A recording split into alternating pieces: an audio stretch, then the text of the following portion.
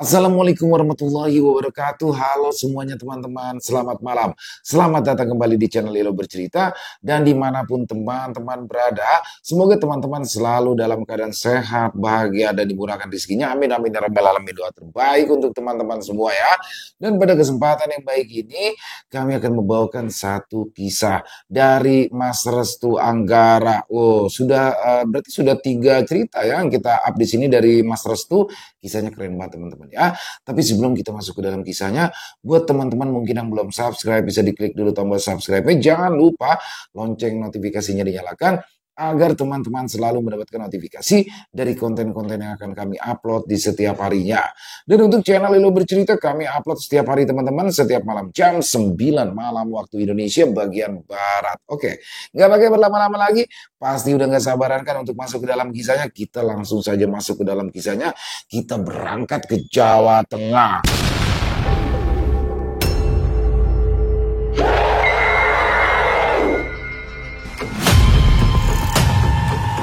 Rumah santet keluarga Bagatot.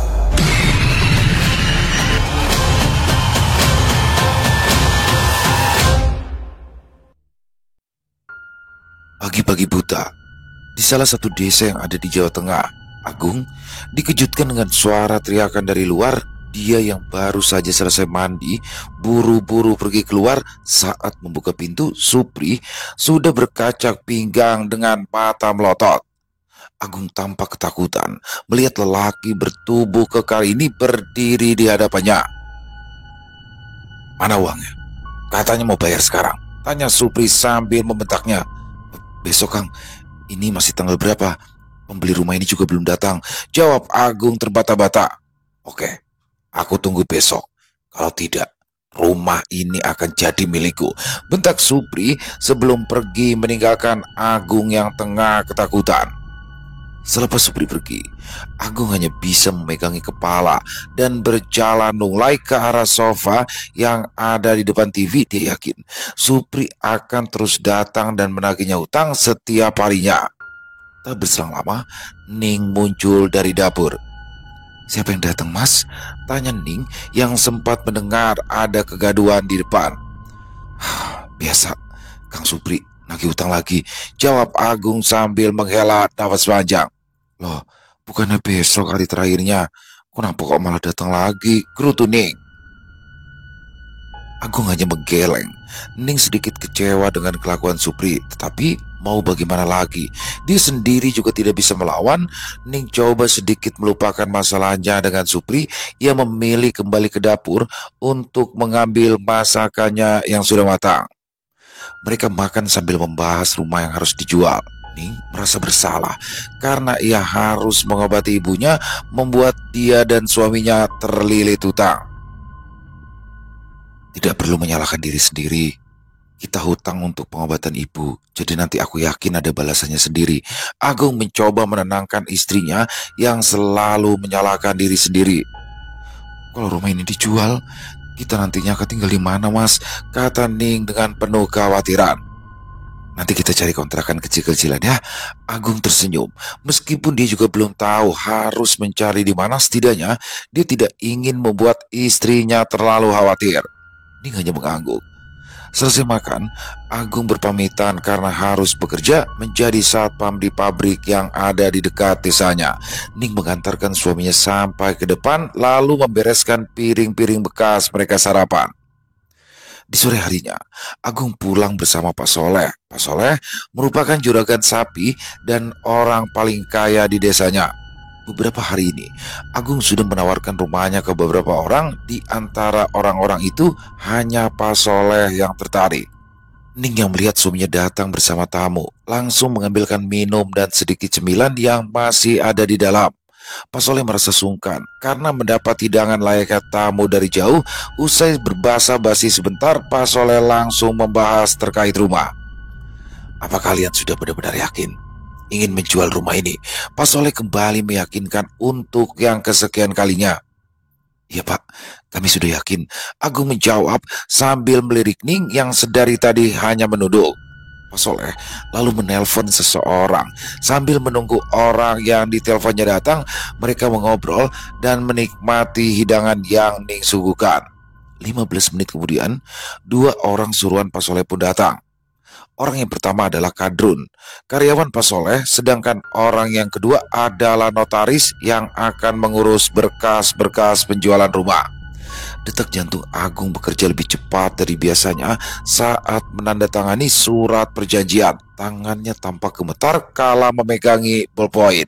Sebenarnya, dia tidak ingin menjual rumah milik orang tuanya ini, akan tetapi karena hutangnya itu mau tak mau dia harus menjualnya. Selesai tanda tangan, notaris menyerahkan tas jinjing berisikan uang. Sekarang rumah ini milik saya, kata Pak Soleh yang merasa kasihan melihat Agung tanpa keberatan menjual rumah. Iya Pak, tapi seperti yang saya katakan kemarin, beri kami waktu dulu untuk mencari rumah ya Pak. Agung memohon kepada Pak Soleh. Tenang saja. Saya akan menggunakannya saat kalian sudah mendapatkan rumah, jadi tidak perlu khawatir. Sampai kapanpun saya tidak akan mengusir kalian. Pak Soleh tersenyum sambil mengelus-ngelus pundak Agung. Usai menghabiskan hidangan, Pak Soleh dan dua utusannya pun pamit. Mereka pulang dengan membawa sertifikat rumah. Setelah mereka lenyap dari pandangan, Ning menangis haru karena masih ada orang sebaik Pak Soleh. Jika bukan Pak Soleh pembelinya, kita tidak tahu harus tidur di mana malam ini, Pak. Ning sesenggukan. Ya, tapi syukurlah kita sekarang sudah punya uang untuk membayar hutang. Agung membawa tas itu ke kamar. Ning juga merasa tenang karena besok mereka tidak akan lagi berurusan dengan Supri. Sesuai dengan apa yang Agung duga, Supri datang pagi-pagi buta sebelum ia berangkat kerja. Dia tahu Supri tidak mau kehilangan mangsanya begitu saja. Maka dari itu, Agung sudah menyiapkan uang sejak semalam. Mana uangnya? Ini sudah hari terakhir. Aku memberikan kesempatan pada kalian. Supri menagih dengan cara membentak dan menggedor pintu rumah. Ini uangnya. Mulai sekarang, jangan datang lagi ke sini. Kali ini, Agung sedikit berani membentak Supri. Supri langsung membuka kantong plastik hitam yang berisikan uang. Dia terkejut karena Agung bisa membayar hutang beserta bunganya. Dia sempat mengejek, lalu pada akhirnya memutuskan pulang karena uang sudah dia terima. Hari ini, Agung sengaja izin libur karena ingin mencari rumah kontrakan. Dia memanfaatkan sisa uangnya untuk mencari kontrakan. Selepas sarapan, Agung mengajak istrinya berkeliling mencari kontrakan. Mereka mencoba mendatangi desa sebelah. Setiap rumah mereka datangi dan menanyakan rumah kontrakan. Setahu saya belum ada yang mengontrakin rumahnya, Mas, kata salah satu orang yang mereka temui. Mereka pun mengangguk, lalu kembali mencari ke tempat lain. Setelah berkeliling dan belum menemukan kontrakan sama sekali, mereka memutuskan untuk beristirahat di warung soto. Warung itu adalah milik Pak Darman. Mau makan apa, Mas? Tanya Pak Darman dengan senyum ramah. Sotonya 2 dan es teh manisnya 2 ya Pak, jawab Agung setelah menawari istrinya. Pak Darman segera membuatkan pesanan pembelinya. Agung dan Ning masih memikirkan arah yang akan mereka tuju setelah beristirahat. Hingga tanpa terasa, pesanan pun sudah jadi. Pak Darman menghidangkan pesanan mereka. Pak Darman seringkali mengajak para pembelinya mengobrol, apalagi pembelinya ini baru dia lihat pertama kali. Sambil membawa secangkir kopinya, Pak Darman mengajak mereka mengobrol. Agung dan Ning juga tidak keberatan. Oh, jadi ceritanya kalian ini sedang mencari rumah kontrakan. Pak Darman mengangguk-angguk usai mengetahui alasan mereka datang ke desa ini. Ya Pak, sejak tadi kami mencari-cari tapi belum menemukan satu juga Pak, ujar Agung di tengah mengunyah nasinya. Ya, di sini memang jarang ada yang mengontrakan rumah karena rumahnya memang sudah dipakai sendiri, gumam Pak Darman sambil menyesap kopinya. Warung itu sempat hening sebentar. Mereka sibuk dengan pikirannya masing-masing. Tak berselang lama, Pak Darman pun menawarkan rumah untuk mereka. Mereka yang sedang sibuk makan sempat tersedak karena terkejut. Di mana memangnya Pak? Tanya Agung dengan pancaran penuh harap. Nanti setelah kalian makan, saya akan antar ya, jawab Pak Darman lalu menghabiskan sisa kopinya. Agung dan Ning pun buru-buru menghabiskan makan supaya bisa melihat rumah yang Pak Darman tawarkan. Sesuai janjinya, Pak Darman langsung mengantarkan mereka ke rumah yang dia maksud. Rumah itu ternyata tidak terlalu jauh dari warung soto miliknya. Setelah berjalan beberapa meter saja, mereka akhirnya sampai di depan rumah itu. Bangunan rumahnya tampak seperti bangunan kuno. Beberapa cat dindingnya sudah terkelupas. Kaca jendela bagian atas juga sudah retak. Agung dan Ning sempat saling melirik usai mengetahui bentuk rumah itu. Hawa rumah itu juga tampak singup. Ini adalah rumah peninggalan Bapak. Saya sudah tidak menggunakannya, jadi rumah ini sudah lama sekali kosong. Tapi tentu saja terawat, karena setiap paginya saya selalu membersihkan rumah ini. Pak Darman mencoba menjelaskan tentang keadaan rumah milik bapaknya yang sudah lama kosong. Harga sewanya berapa ya Pak? Tanya Agung dengan nada penuh keraguan. Oh, kalian tidak perlu membayar uang sewa. Saya hanya ingin rumah ini tidak kosong dan ada yang menjaga. Sebelum memutuskan mau atau tidak, sebaiknya kita masuk dulu. Pak Darman mengajak mereka masuk untuk melihat-lihat rumahnya. Ketika masuk ke dalam rumah, Agung dan istrinya mencium bau pengap. Di ruangan tengah masih terdapat meja-meja tua yang beberapa bagiannya sudah lapuk. Di dinding sebelah kiri terdapat foto seorang kakek memakai baju kejawen dan belangkon di kepalanya. Benda-benda itu menambah suasana mencekam di rumah ini. Sejak menginjakan kaki tadi, tubuhnya sudah terasa merinding. Bagian leher belakangnya terasa berat. Agung dan Ning saling mengedarkan pandangan ke berbagai penjuru. Pak Darman mengajak mereka sampai ke kebun yang ada di belakang. Kebun itu terletak persis di belakang dapur dan ada satu pintu saja yang digunakan untuk menuju ke sana. Ketika berada di ambang pintu, Agung melihat ada sumur tua yang tertutup beberapa tumpukan kayu. Sumur itu tampak menyeramkan dan mengeluarkan hawa panas. Ada satu pantangan yang tidak boleh kalian langgar. Jangan sampai membuka sumur ini.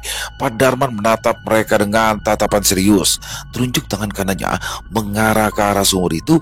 Agung dan Ning hanya mengangguk. Sesekali mereka menelan ludah. Setelah menunjukkan semua ruangan, Pak Darman mengajak mereka kembali lagi ke warungnya. Dia tidak memaksa mereka dan memberikan waktu supaya mereka berdiskusi terlebih dulu. Tak lama kemudian, Agung dan Ning pun berpamitan pulang. Baik, saya tunggu jawaban kalian, ujar Pak Darman sambil menerbitkan senyum di wajahnya. Setibanya di rumah, Agung dan Ning membicarakan terkait rumah tadi. Mereka tidak mau terburu-buru. Setelah melihat keadaan rumah itu, di antara keduanya hanya Agunglah yang mempunyai keinginan lebih tinggi. Kalau dilihat dari segi keuangan kita, sebaiknya rumah itu kita ambil, Ning, kata Agung setelah menghitung-hitung uang yang saat ini mereka miliki. Tapi Mas, apa kamu tidak merasakan apa-apa tadi? Dari awal masuk tubuhku sudah merinding loh. Rasa-rasanya aku ingin keluar aja, keluh Ning sambil menarik nafas dalam-dalam. Ning, kita ini sudah tidak punya apa-apa lagi. Dan rumah ini juga sudah bukan milik kita. Hanya itu satu-satunya harapan kita. Agung mencoba membujuk istrinya. Ning terdiam sebentar. Pandangannya mengarah ke atas karena sedang memikirkan apa yang suaminya katakan. Tak berselang lama, dia menghela nafas panjang. Harus bagaimana lagi? Sudah tidak ada pilihan lagi. Ya sudah, kalau begitu kita ambil saja rumah itu, Mas, Ning pun berkata. Setelah beberapa menit diam, suara yang terdengar berat dari bibir istrinya itu membuat mata Agung berbinar-binar. Akhirnya mereka menemukan jalan keluar. Keesokan harinya, Agung dan Ning kembali mendatangi warung Pak Darman. Kedatangan mereka tentu saja mengejutkan. Baru 1 hari mereka sudah mendatanginya lagi. Biasanya orang yang ia tawari tidak pernah kembali setelah melihat dan merasakan langsung keadaan rumah itu. Setelah kami pikir-pikir, kami mau Pak menempati rumah yang kemarin. Agung langsung berterus terang usai Pak Darman membuatkan soto dan minuman. Pak Darman sempat menatap mereka sekian detik, lalu kembali meyakinkan mereka untuk yang kesekian kalinya. Apa kalian sudah memikirkannya matang-matang? Agung dan Ning mengangguk bersamaan. Pak Darman hanya bisa membalasnya dengan anggukan. Usai makan, Pak Darman kembali mengantar mereka ke rumah tersebut. Dia menitipkan kunci pada mereka setelah mengobrol sebentar. Mungkin nanti sore kami sudah membawa barang-barang kami ke rumah ini ya Pak, ujar Agung setelah menerima kunci dari Pak Darman. Baik, kalian juga bisa menggunakan barang-barang yang ada di dalam rumah itu. Semoga kalian betah di sana ya, kata Pak Darman yang matanya mulai berbinar-binar. Pak Darman lalu meninggalkan mereka. Agung dan Ning duduk di salah satu sofa yang ada di ruangan tengah. Mereka duduk dengan tidak tenang. Kedua mata mereka sibuk mengamati sekitar. Baru beberapa menit mereka duduk, tubuh mereka mulai merasa merinding. Ning berkali-kali mengusap bagian belakang lehernya. Sedangkan Agung mulai merasakan hawa panas. Mereka berganti posisi duduk secara bergantian. Kenapa jadi panas ya? Coba nyalakan kipas anginnya, Ning. Agung menunjuk kipas angin yang ada di depannya. Ning mengangguk, lalu buru-buru menyalakannya. Kipas angin besar itu akhirnya menyala dengan sangat kencang. Hawa panas tadi sempat menghilang, namun tak berselang lama kembali lagi. Agung dan Ning memutuskan keluar. Baru saja keluar, angin besar berembus menerpanya. Rasa panas yang tadi mereka rasakan berangsur-angsur menghilang. Mungkin kita perlu membuka semua jendela rumah ini nih, supaya anginnya bisa masuk. Iya Mas, dari tadi kok aku ngerasa kurang panas ya. Ning pun juga merasakan hal yang sama. Tidak terasa, waktu semakin sore dan mereka harus membawa barang-barang yang masih tertinggal di rumah. Agung meminta tolong kepada Bagas untuk membantunya memindahkan barang-barang ke rumah baru. Bagas mulanya terkejut karena dia baru tahu kalau Agung dan Ning akan pindah.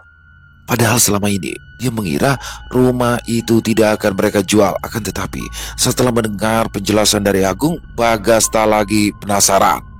Tepat pukul 4 sore, mereka pun mulai memindahkan barang-barang. Agung memilih membawa barang-barang yang ada di kamar terlebih dulu, mulai dari tempat tidur sampai lemari-lemari yang ada di sana. Ketika berada di tengah jalan, Agung dan Bagas menemukan kucing hitam yang sedang berdiri di sana.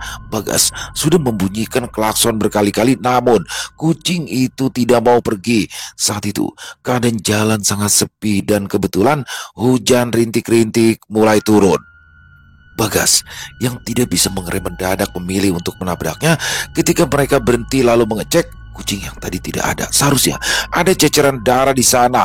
Mereka pun sempat mengecek berkali-kali. Kemana perginya kucing tadi? Tanya Agung yang terus mencari keberadaan kucing hitam tadi. Bagas hanya bisa menggeleng, lalu mengajak Agung untuk melanjutkan perjalanannya lagi. Sepanjang perjalanan, Agung masih terus memikirkan soal kucing tadi.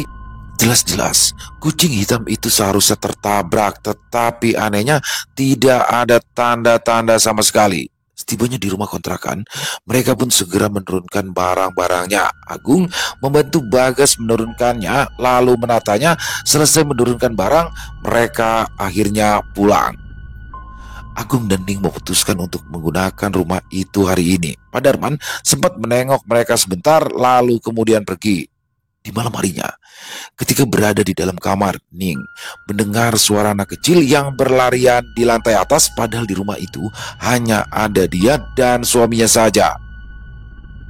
Ning berusaha tidak menggubrisnya, akan tetapi suara itu terdengar semakin keras. Suara itu membuatnya tidak bisa tidur. Ning semakin terasa terganggu saat anak-anak itu tertawa cekikikan. Hampir seluruh bagian tubuhnya merinding. Lama-kelamaan Ning tidak kuat. Ia lalu membangunkan suaminya Agung yang sudah terlelap. Sulit sekali ia bangunkan. Ning terus berusaha hingga akhirnya suaminya terbangun. Kenapa sih Ning? Tanya Agung sambil menguap. Mas, ada suara anak kecil lari-larian di lantai atas mas. Aku takut, kata Ning sambil memeluk tubuh suaminya. Kamu yakin dengar suara anak kecil? Di rumah ini kan cuma ada kita. Agung sempat tidak percaya. Sumpah mas, kalau tidak percaya kamu tunggu aja. Ning tampak sedikit kesal karena suaminya tidak mempercayainya. Agung pun memilih untuk menunggu. Ning yang belum tidur sejak tadi memilih untuk gantian tidur karena penasaran. Agung memutuskan untuk pergi keluar kamar. Dia memilih menunggu di ruang tengah dan duduk di kursi sofa. Tak berselang lama, apa yang istrinya katakan terjadi. Agung mendengar suara anak kecil yang berlarian. Suaranya tampak keras dan berisik. Meskipun tubuhnya mulai merinding, Agung tetap mengeceknya.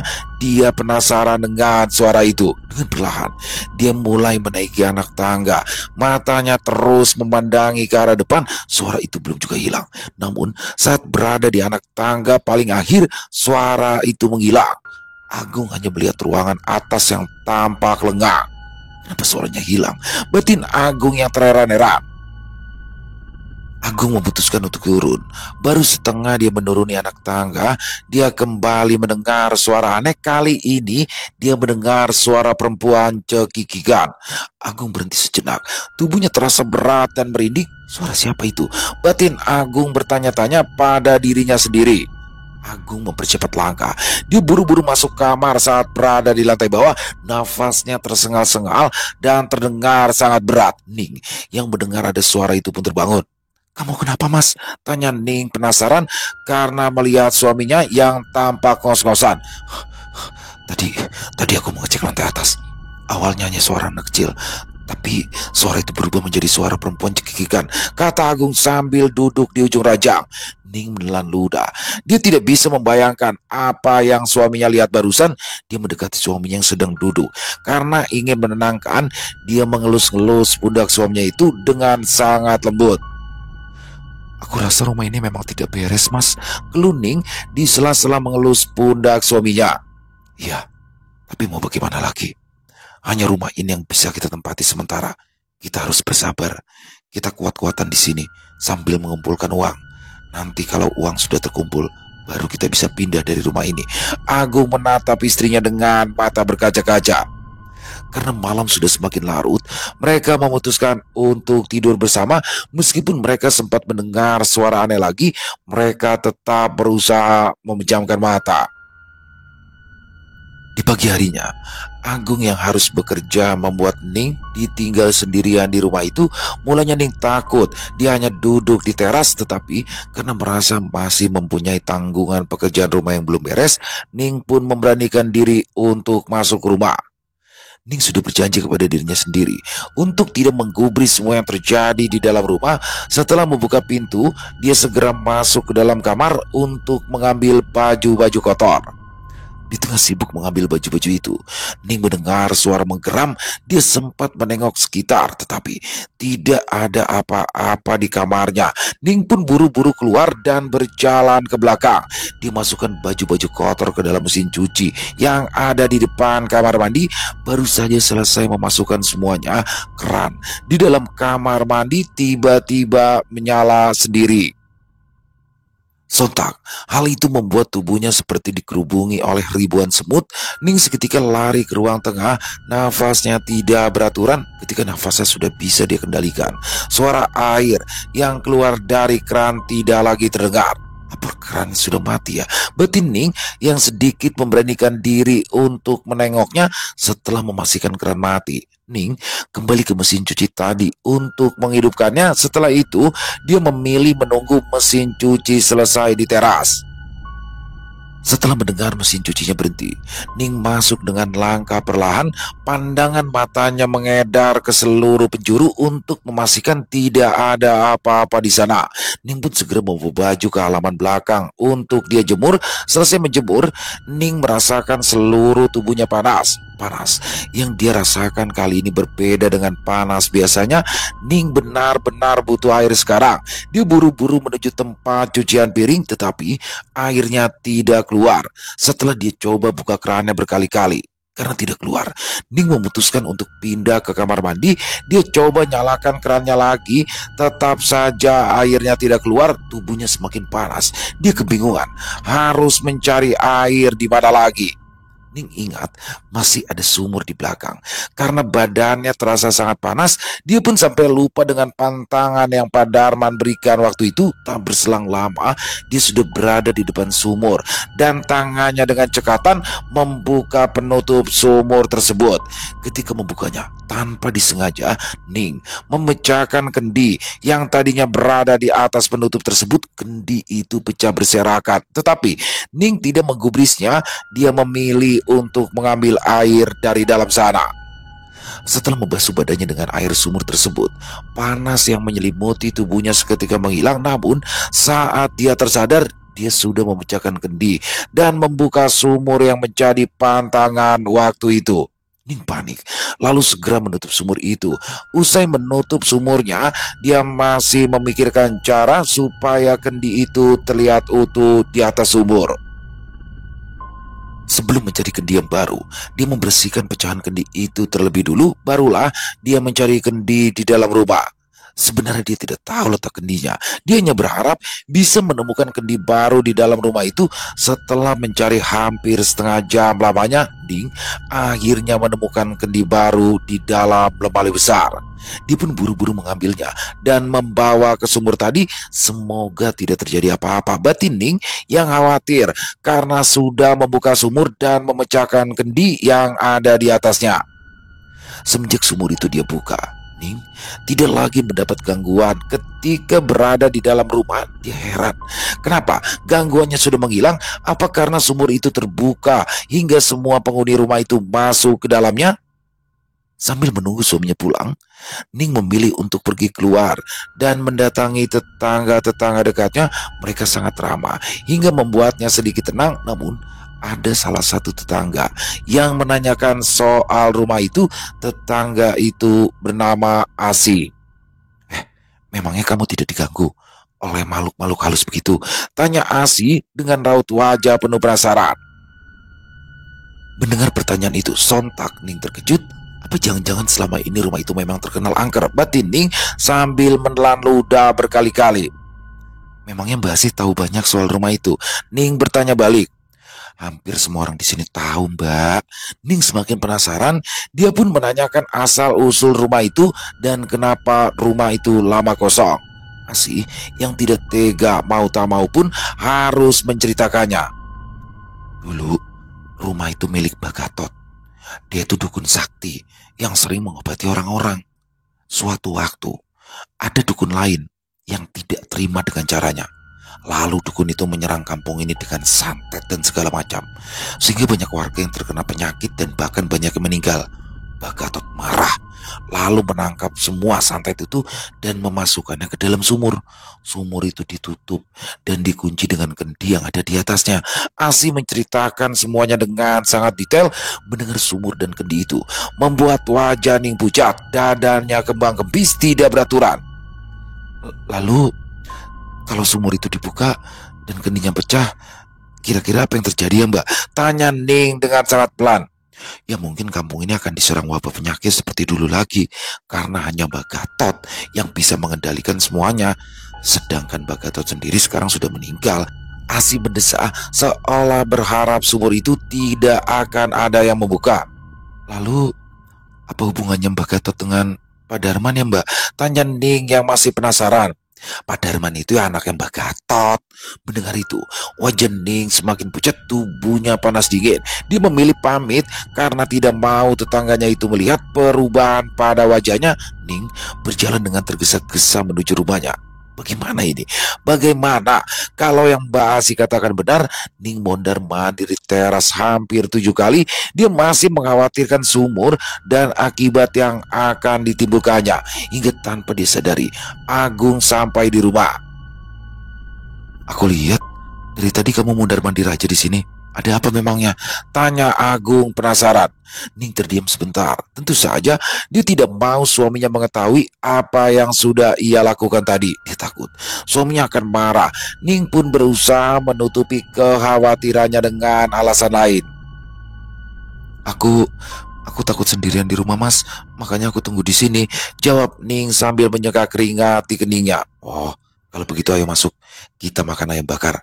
Kebetulan tadi lewat dan beli sekalian dengan nasinya. Agung tersenyum sambil menjincing kantong plastik berisi ayam bakar dan nasinya. Ning mengangguk lalu masuk. Di malam harinya, Agung dan Ning tidak mendapat gangguan sama sekali. Suara-suara aneh yang biasanya mereka dengar kini tidak terdengar lagi. Agung tampak heran dengan suasana di rumah ini. Kenapa hawa di rumah ini jadi berubah ini? Kemarin-kemarin rasanya keras sekali ya, tapi sekarang kok rasanya beda, sejuk. Agung bertanya pada Ning sambil sedikit bergumam. Pertanyaan itu membuat jantung istrinya berdetak 2 kali lebih cepat. Ning hanya mengangguk saja. Dia sendiri juga heran. Semenjak sumur itu dia buka, suasana di rumah ini berubah. Dia masih berharap tidak akan terjadi apa-apa dengan kampung ini setelah ia membuka sumur tadi.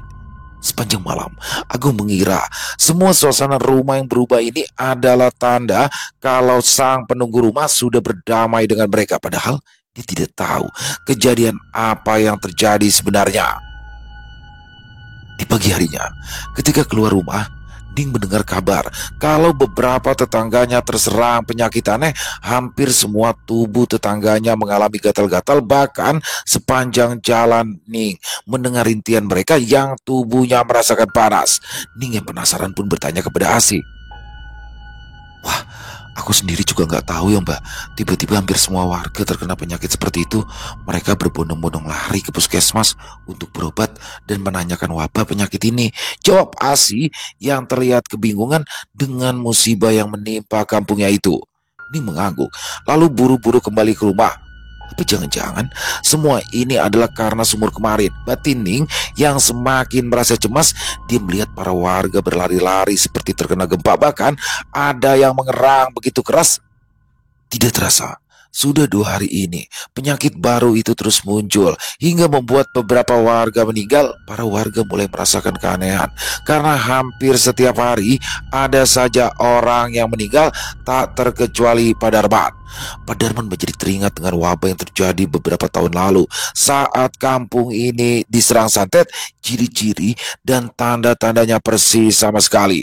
Pak Darman yang penasaran segera menuju ke rumah yang sekarang ditempati oleh Agung dan Ning. Pasti mereka sudah membuka sumur tua itu dan membacakan kendi yang ada di atasnya. Dengan wajah merah dan penuh amarah, Pak Darman mengetuk pintu rumahnya.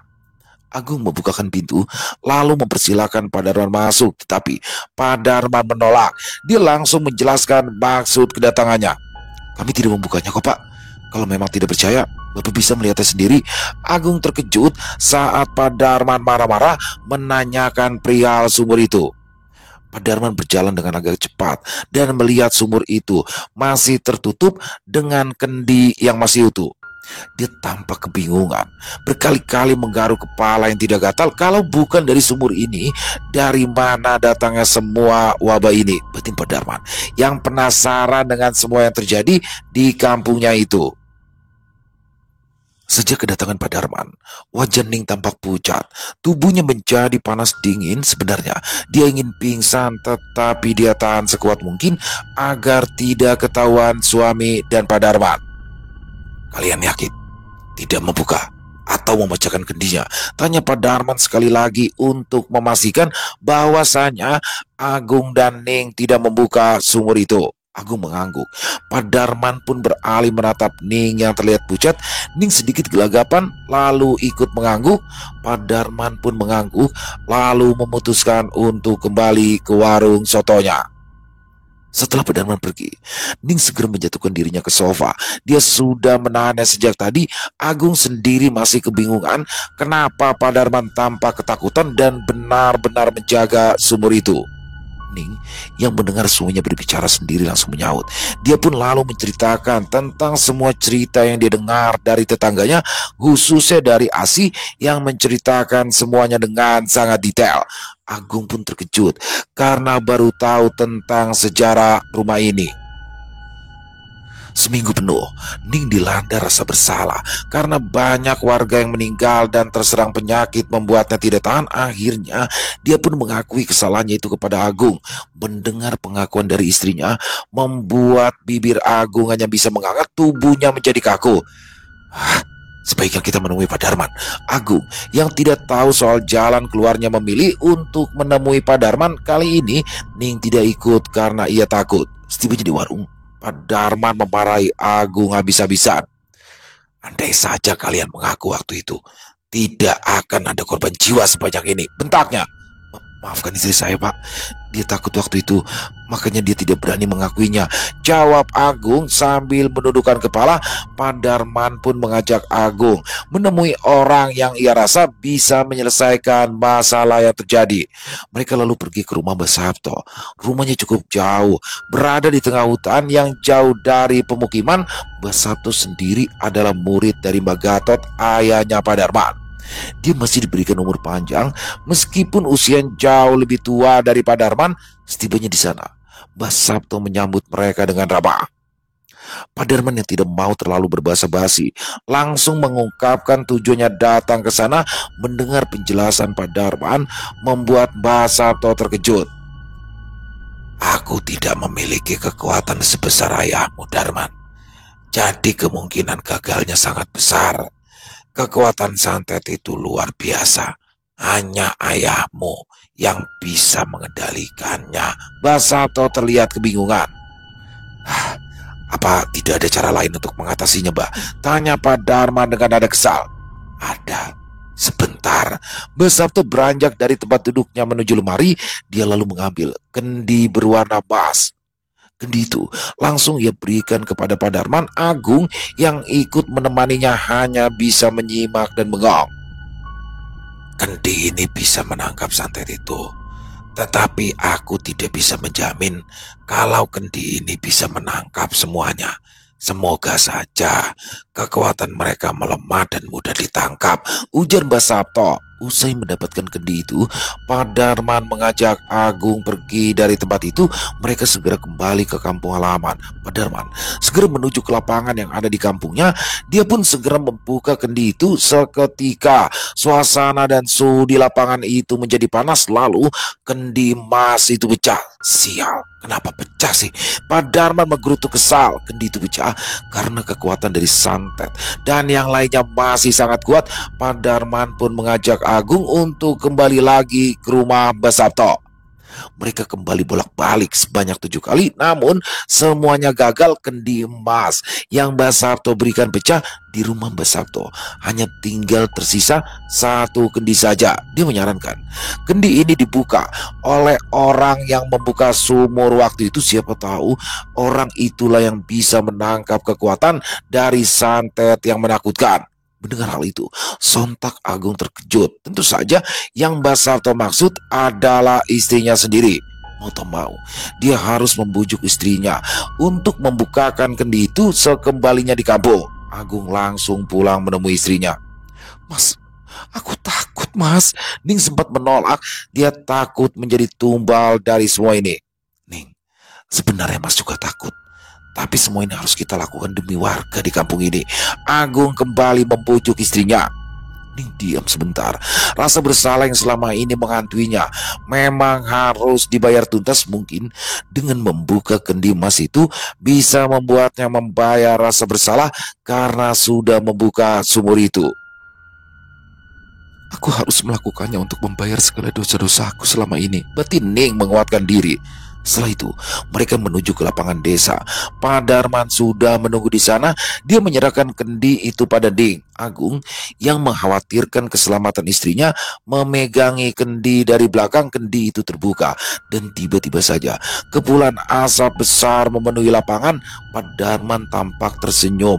Asap itu lalu perlahan masuk ke dalam kendi dan menghilang. Cepat tutup kendinya, pinta Pak Darman. Ning buru-buru menutup kendi itu dengan potongan kayu yang runcing ke bawah. Akhirnya semua santet sudah kembali bisa kita tangkap. Pak Darman tampak kegirangan. Dia lalu meminta Ning untuk membawa kendi itu ke rumah. Dia bawa kendi itu ke atas sumur. Pak Darman berpesan untuk jangan sampai kendi itu pecah lagi dan jangan sampai ada yang membuka sumur itu lagi. Karena kendi adalah kunci dari sumur itu. Semua makhluk dan santet sudah terkunci di dalamnya. Ning dan Agung pun mengangguk.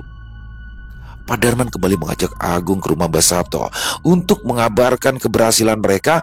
Mbah Sabto sendiri tampak senang mendengar ceritanya. Ternyata instingnya masih berguna meskipun ia sudah tua. Kekuatan cintalah yang bisa mengalahkan semua kekuatan jahat, ujar Mbak Sabto sambil menerbitkan senyum di bibirnya yang sudah mulai mengering dan mengelupas. Keesokan harinya, Agung dan Ning mendapat gangguan dari makhluk-makhluk itu.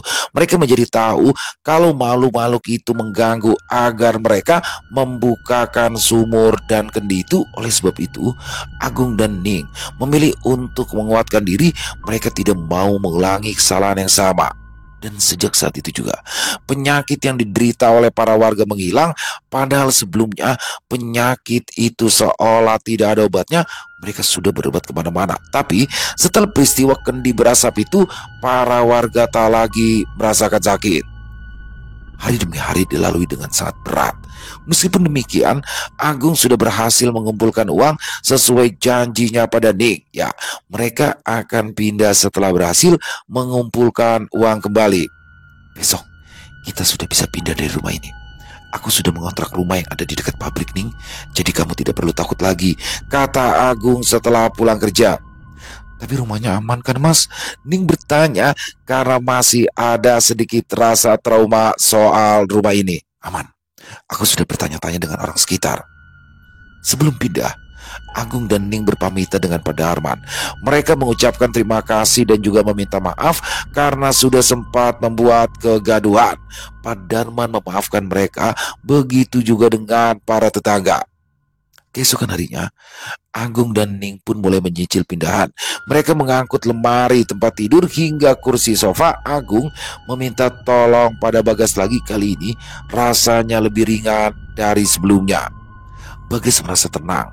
Berbeda saat mereka pindahan dulu, rasanya panas dan penuh ketakutan. Sepanjang perjalanan, Agung menceritakan pengalaman yang tidak akan ia lupakan sepanjang hidupnya. Bagas terkejut. Pantas saja saat pindahan dia sudah merasakan hal-hal yang aneh. Tepat di sore hari, mereka resmi meninggalkan rumah itu. Pak Darman datang untuk mengambil kembali kunci rumahnya yang sebentar lagi akan kosong kembali. Karena tidak mau beresiko, Pak Darman pun memutuskan untuk tidak mengontrakkan atau tidak meminta orang lain untuk menempati rumah ini lagi. Selesai. Luar biasa. Rumah santet. Ternyata kenapa sih dikasih judul rumah santet? Karena rumah ini menampung banyak sekali santet yang menyerang di desa itu. Dan saat itu Mbah Gatot yang berhasil mengumpulkan santet-santet itu menangkap lalu mengamankannya di dalam rumahnya. Jadi dia mengorbankan rumahnya demi warga sekitar aman. Tapi di sini saya sangat menyesalkan ya. Kenapa sih Pak Darman nggak cerita aja dari awal? Maksudnya dia cuma bilang jangan buka sumur itu dan jangan sampai keninnya pecah. Udah gitu doang. Harusnya kan dijelasin dong. Jangan deketin sumur itu, jangan dibuka, jangan sampai keninnya pecah karena akan bla bla bla. Harusnya disampaikan tuh karena memang manusia itu kan pada dasarnya penasaran ya. Ketika dibilang jangan pernah masuk ke dalam kamar itu tanpa dijelaskan alasannya, pasti manusia akan apa ya? Orang itu pasti akan penasaran. Ada apa sih sebenarnya di dalam kamar itu kok kita nggak boleh masuk? Nah itu jadi harusnya dijelasin. Jangan masuk ke kamar itu karena di dalam ada apa. Harusnya begitu ya mungkin ya teman-temannya. Tapi di sini keren banget bagaimana akhirnya kekuatan cinta itu berhasil menyelesaikan semuanya, menangkap seluruh santet itu dengan kendinya dan akhirnya mengamankan lagi. Jadi memang dari situ ya udah siapa sih yang masih betah ya tinggal di situ ya udah ketahuan gitu ya cabut lah pastinya. Dan di situ juga Mbak Darman nggak mau lagi mengontrakkan atau menyuruh orang untuk tinggal di situ. Jadi biarin deh kosong-kosong karena memang rumah kosong itu gampang rusak ya teman-teman ya. Jadi kadang-kadang memang ada beberapa orang yang punya rumah tapi nggak ditempatin, dikontrakin nggak laku. Ya udah siapa yang mau tempat ini? Karena hawa manusia itu kan hangat ya. Jadi rumah ini tidak lembab, jadi lebih terjaga. Overall kisahnya keren banget. Terima kasih buat Mas Restu Anggara. Tunggu lagi kisah-kisah selanjutnya. Semoga kisah barusan bisa menghibur teman-teman semua para pecinta penikmat horor misteri. Lebih khususnya lagi kepada para subscriber dari channel Ilo Bercerita. Buat teman-teman yang punya komentar lain bisa menuliskan di dalam kolom komentar. Dan buat teman-teman mungkin yang belum subscribe, bisa diklik dulu tombol subscribe. Jangan lupa lonceng notifikasinya dinyalakan agar teman-teman selalu mendapatkan notifikasi dari konten-konten yang akan kami upload selanjutnya. Kami juga ingin mengucapkan terima kasih ya kepada seluruh teman-teman teman-teman yang sudah selalu setia hadir, yang sudah selalu mendukung kami, karena teman-temanlah kami selalu bersemangat berkarya di setiap harinya. Oh iya, buat teman-teman mungkin yang punya kisah horor misteri ya, yang mungkin berkenan dibawakan di channel kami, bisa mengirimkannya ke nomor telepon kami yang ada di sini. Bebas kirimannya, boleh dalam bentuk tulisan, boleh dalam bentuk rekaman suara, senyamannya teman-teman aja. Di akhir kata saya mengucapkan permohonan maaf apabila mungkin dalam pembawaan kisahnya ada kata-kata saya yang salah. Saya mohon dibukakan pintu maaf yang seluas-luasnya. Sampai berjumpa lagi di konten-konten kami selanjutnya, yang pasti tidak kalah serunya, yang pasti tidak kalah horornya.